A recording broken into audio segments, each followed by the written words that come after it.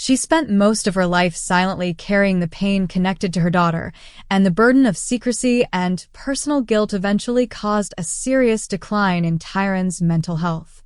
Over the years, she stepped away from acting several times and received treatment for depression at different medical facilities. Only much later did she finally speak openly about what had happened, revealing her struggles in her memoir. Some Hollywood stories are so dramatic that they exist somewhere between myth and scandal. One of the most talked about examples involves actress Gloria Graham, whose career was ultimately overshadowed by a deeply controversial personal choice. In the 1940s, she married filmmaker Nicholas Ray and had a son with him, but the marriage quickly ended. After the separation, her private life became increasingly complicated. Years later, it became known that she had entered a relationship with Ray's son from an earlier marriage, Anthony Ray, who had once been her teenage stepson. Reports suggested the relationship may have begun while Anthony was still underage, although the exact timeline remains uncertain. What is known is that the two married in 1960, shocking the industry.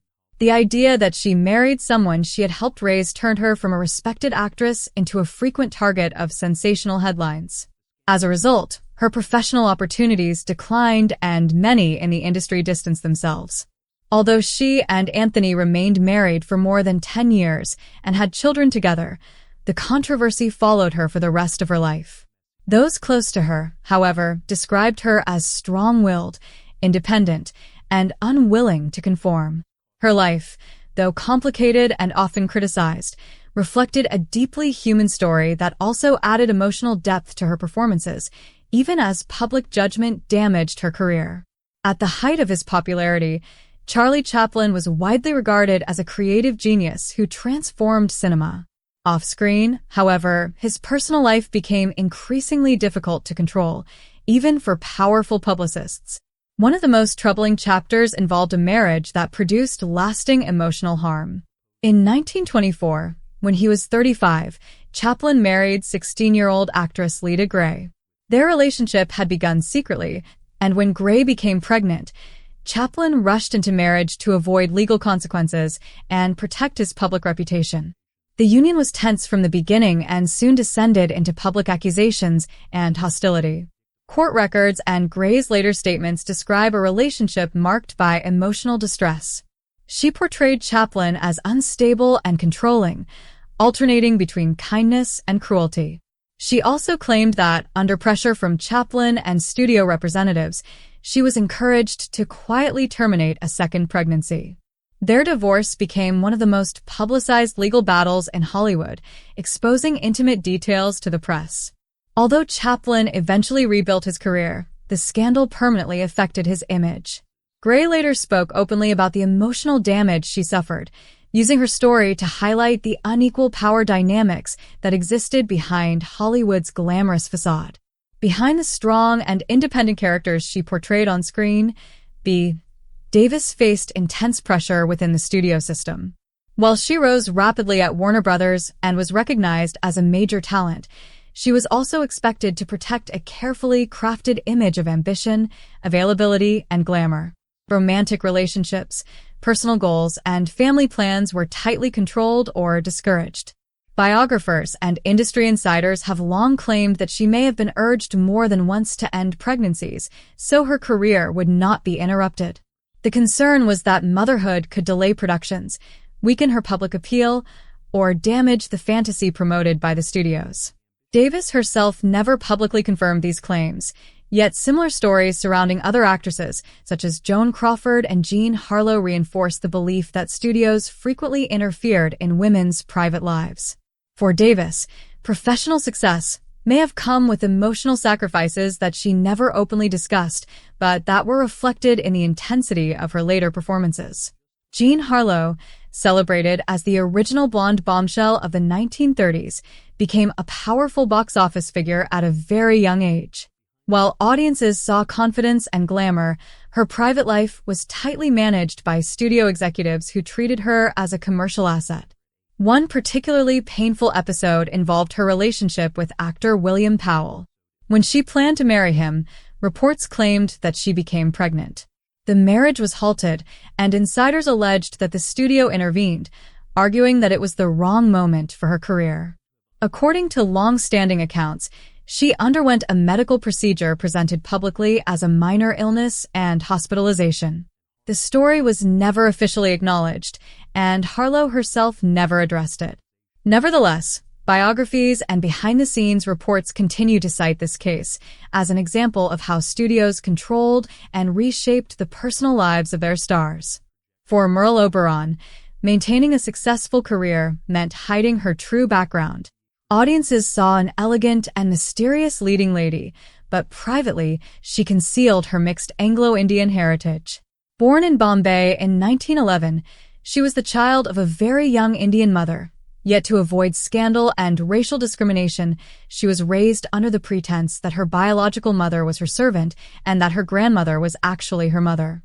As she pursued fame in Europe and later in Hollywood, studios protected and reinforced a false biography, claiming she had been born in Tasmania and was entirely white and British. At a time when film studios demanded strictly European beauty standards, any connection to non-European ancestry could threaten a career. Even after becoming famous through films such as The Scarlet Pimpernel and Wuthering Heights, she continued to support the fabricated story. Makeup and publicity strategies were used to soften her natural complexion, and references to her life in India were carefully avoided. The emotional strain of hiding her identity followed her for decades, and only long after her death did documents and interviews confirm what had been widely suspected. Her life became an example of how the industry valued illusion more than personal truth. Another tragedy quietly erased from public view involved Marion Davies, who lived under the enormous influence of newspaper tycoon William Randolph Hearst. Although Davies was remembered for her charm, wealth, and high-profile relationship with Hearst, a painful family story remained hidden. She was deeply attached to her niece, Pippi Lederer, who briefly lived within the luxury of Hearst Castle. Despite the glamorous surroundings, Pippi struggled emotionally and was later placed in a sanitarium during the 1930s. She died soon afterward under uncertain circumstances, with rumors suggesting suicide, though official explanations were unclear. Because of Hearst's powerful control over the press, the incident received almost no coverage and was quickly forgotten. Davies never spoke publicly about the loss, and the event was effectively removed from her public narrative. Only after their deaths did some stars' personal stories reveal a darker side of Hollywood culture. David Niven and Errol Flynn, both admired during their lifetimes, became associated with far more troubling accounts once memoirs and biographies were published. Niven's book The Moon's a Balloon subtly exposed a world of excess, emotional harm, and unbalanced power that many in the industry quietly accepted. Errol Flynn, whose reputation was already controversial, became the subject of even more disturbing stories after his death, including accounts of reckless behavior and inappropriate relationships. Together, their stories illustrated how carefully manufactured public images often concealed far more complicated private lives. During the golden age of cinema, studios controlled not only film roles but also personal identities. For Norma Shearer, speculation surrounded a close and possibly romantic relationship with Greta Garbo. Both women were legendary figures, and their emotional closeness was rumored throughout Hollywood. Although many believed the connection went beyond friendship, studio expectations and moral codes ensured that nothing could be publicly acknowledged. Biographers later pointed to shared time, emotional attachment, and personal decisions as possible evidence, but neither actress ever openly defined their relationship. The truth remains uncertain, shaped by silence and industry pressure. Spencer Tracy's private life also differed sharply from his public image, as a symbol of restrained masculinity.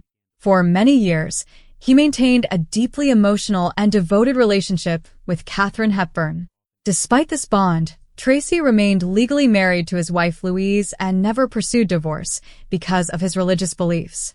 His relationship with Hepburn was conducted quietly, away from public appearances, and rarely acknowledged during his lifetime. Hepburn became his closest companion, supported him through illness, and cared for him in later years. Only after his death did she describe the depth of their relationship, explaining that it was built on patience, loyalty, and mutual understanding, revealing a hidden love that had long existed behind Hollywood's carefully maintained image.